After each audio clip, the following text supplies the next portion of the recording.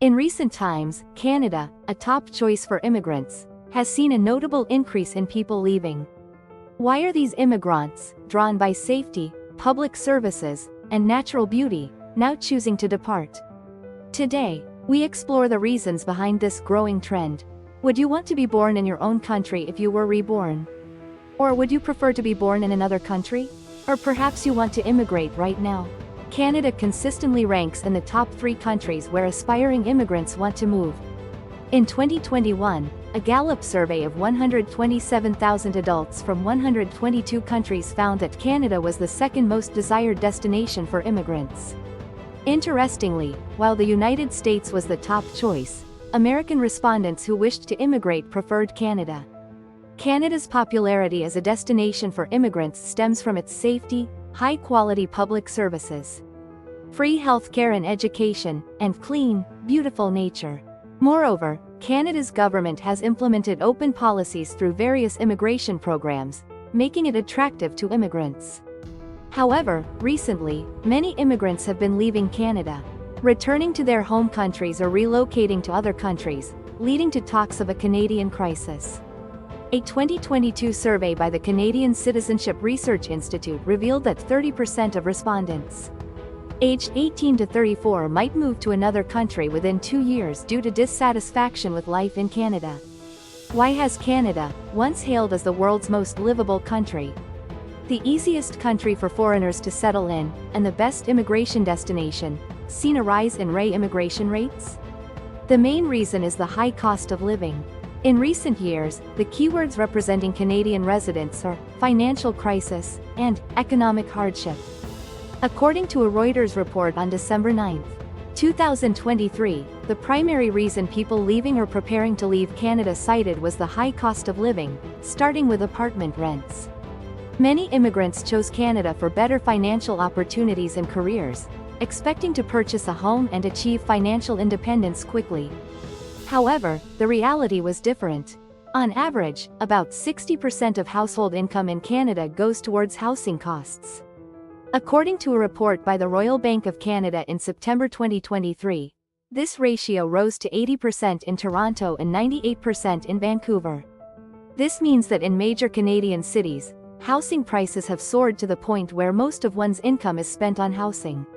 There are 2 reasons why Canadian housing prices have skyrocketed. First, Chinese buyers have snapped up Canadian properties.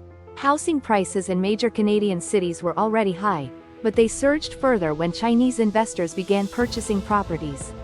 Additionally, there is a supply issue.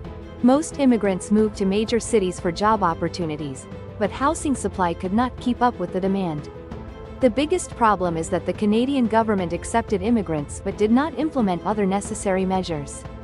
Apart from housing costs, food costs are also an issue. Canada is known for its high dining costs, and with the tipping culture, you need to pay an additional 15% as a tip. You might think that high wages lead to high prices, but as mentioned earlier, housing costs are high, and even considering the average wage, prices are still high. A prime example is communication costs. Canada is said to have one of the highest communication costs in the world. This is possible because most essential goods and services, such as banking, food, and communications, are produced by monopolistic or oligopolistic companies. In the case of food, 3 companies monopolize the market, gradually raising prices due to lack of competition. This situation has been exacerbated by global inflation, further driving up prices. One reason immigrants want to leave Canada is the difficulty they face in the job market. People have the impression that there is a labor shortage and many job opportunities in Canada. However, most job openings are not in good work environments but are unskilled, labor-intensive jobs. Globally, the average level of education has risen to the extent that it is referred to as educational inflation. This applies to immigrants as well, with about 6 out of 10 holding a bachelor's degree or higher. Immigrants want to find jobs in Canada that utilize their skills and experience, but Canadian companies prefer candidates with local experience.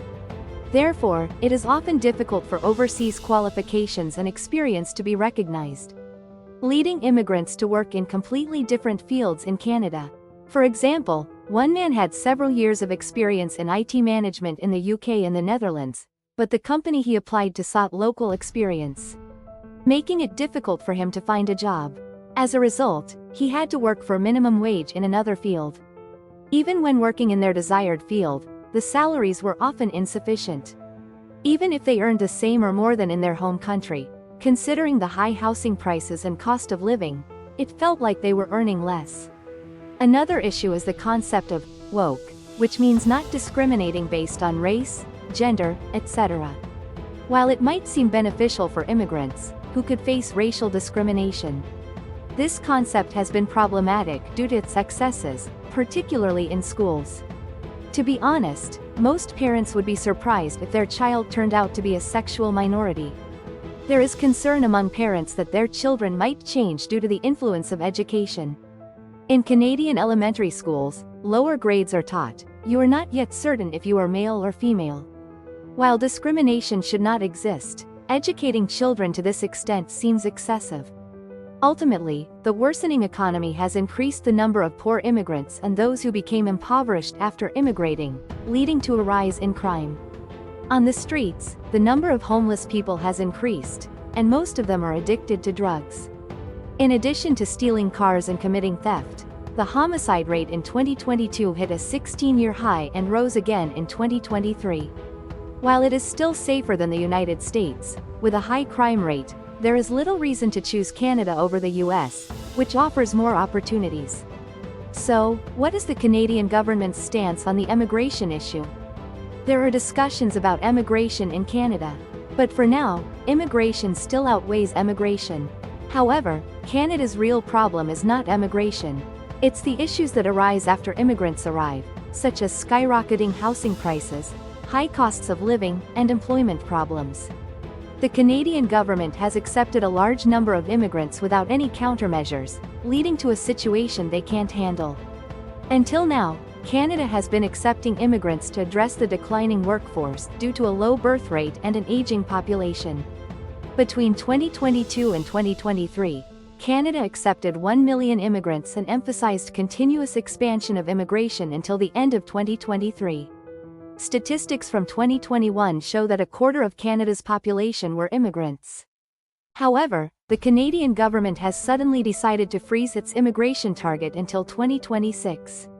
Moreover, they have completely banned student visas for 2 months until the end of March 2024, and for the next 2 years. They plan to reduce the issuance of new student visas by 35% compared to 2023. The Canadian Immigration Office has also tightened various qualification requirements for study permits. This is because recently, Canadians have become skeptical about the immigration expansion policy. Many Canadians now believe that the number of immigrants is increasing too rapidly, and policies are not keeping up. According to a public opinion survey by the Environmental Management Institute, a Canadian policy research organization, 44% of respondents think there are too many immigrants, a significant increase from 27% in 2023.